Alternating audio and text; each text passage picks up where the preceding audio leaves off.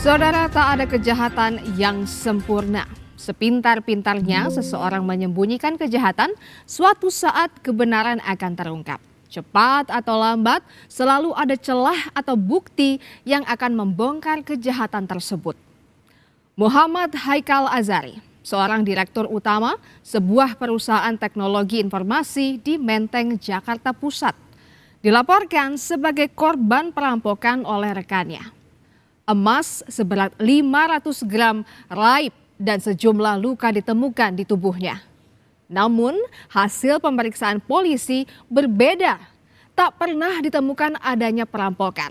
Semua kesaksian adalah rekayasa dan rekan korban adalah dalang dari semuanya.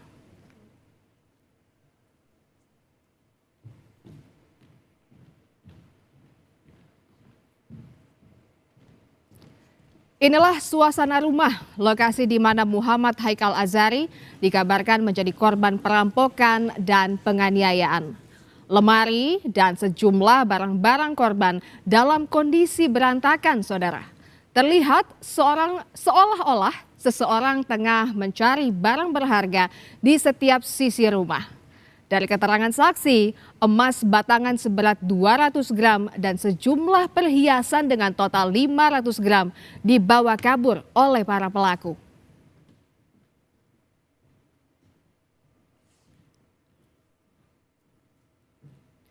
Peristiwa ini mengagetkan warga Jalan Pati 8, Menteng, Jakarta Pusat. Apalagi aksi perampokan terjadi pada siang hari. Seorang warga sempat mengaku curiga karena mendengar keributan dari dalam rumah pada Selasa siang. Ia juga sempat meminta RT setempat untuk masuk ke dalam rumah dan memastikan kondisi penghuni rumah. Namun laporannya tidak digubris. Hingga akhirnya pada sore warga mengetahui adanya perampokan yang membuat seorang penghuni rumah mengalami luka.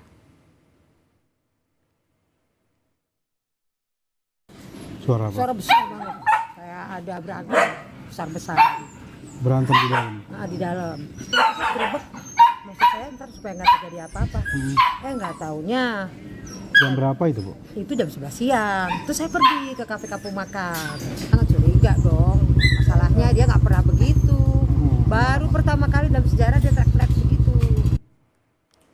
Mendalami kasus, polisi terus mencari alat bukti di lokasi, termasuk mencari CCTV rumah warga di sekitar rumah korban. Dari keterangan saksi yang merupakan rekan korban, pelaku berjumlah 2 orang dan masuk ke dalam rumah melalui bagian atap saat aksi perampokan terjadi. Akibat kejadian ini korban mengalami sejumlah luka dan memar, saudara. Saat ini korban masih menjalani perawatan di rumah sakit. Orang yang sedang terluka parah di lantai 2 rumah dengan saksi yang ada di bawah 2 orang perempuan. Dilukai pakai apa itu, Pak? Dari luka yang ditemukan ada luka benda tajam. Terima dari saksi, saat ini ada 2 orang yang masuk ke rumah dan melakukan perampokan. Namun informasi tersebut masih kami telusuri lebih lanjut untuk klarifikasi maupun menemukan bukti dan petunjuk lainnya. Tak ada kejahatan yang sempurna. Selama penyelidikan berjalan, polisi menemukan sejumlah kejanggalan. Keterangan sejumlah saksi berbeda dengan temuan di lapangan. Apalagi keterangan saksi utama yang merupakan rekan korban yang tidak konsisten.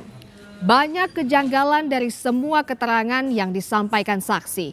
Dengan menggunakan metode scientific investigation secara bertahap, polisi memecahkan teka-teki perampokan disertai penganiayaan ini.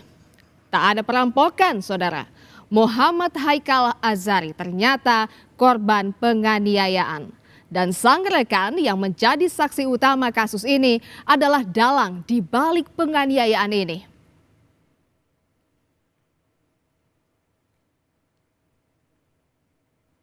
Tak ada yang menyangka pelaku tega melakukan hal keji ini kepada korban.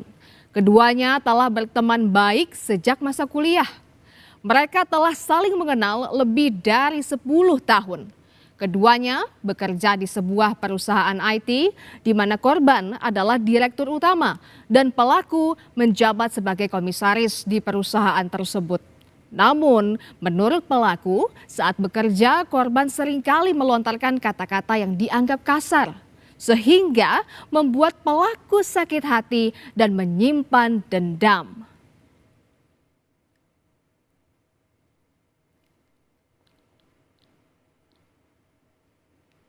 Untuk mengelabui perlakuan kejinya, pelaku menyiapkan skenario seolah-olah terjadi perampokan yang membuat korban mengalami luka-luka.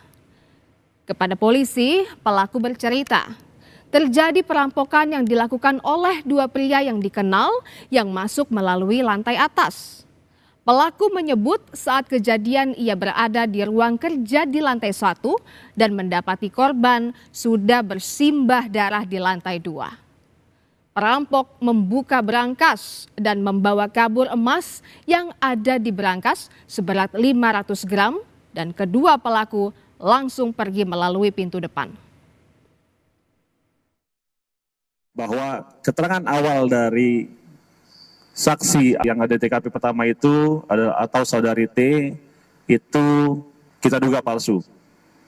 Kita temukan ternyata bahwa tidak adanya dua orang yang masuk ke dalam rumah, melainkan pelaku dari penganiayaan yang dilakukan kepada saudara MHA itu ternyata dilakukan oleh saudari T sendiri. Aksi penganiayaan ini terjadi pada Selasa siang 16 Juni lalu. Korban berkunjung ke rumah pelaku usai dinas dari luar kota dan berencana hendak ke Bali besok harinya. Korban berada di lantai 2 rumah dan bermain game sambil bersantai. Sedangkan pelaku berada di lantai 1 merencanakan aksi kejinya. Tengah asik bermain game dengan kacamata VAR, tiba-tiba pelaku muncul dari belakang dan langsung menganiaya korban. Korban langsung tersungkur di lantai. Dari pengakuan pelaku, ia melakukan penganiayaan kepada korban karena sakit hati, saudara. Ia telah memendam dendam sangat lama kepada korban yang merupakan rekan kerjanya. Kepada polisi, pelaku menyebut perkataan korban seringkali membuat ia sakit hati. Arus listrik dan terjatuh selama kurang lebih 6 hingga 8 detik. Pasca kejadian penyetruman tersebut, karena korban tidak sadar atau langsung pingsan, dalam kondisi panik, tersangka mengambil kuali dari dapur dan memukul bagian kepala korban sebanyak 2 kali dan 1 kali di punggung. Sakit hati dan dendam tidak pernah membenarkan tindakan kekerasan. Segala bentuk penganiayaan adalah pelanggaran.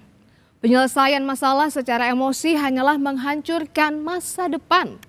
Terlagi dalam persahabatan yang terjadi lama berakhir hanya karena emosi sesaat. Emosi mungkin telah memberi jarak, namun ikatan persahabatan yang tulus selalu menyisakan ruang maaf.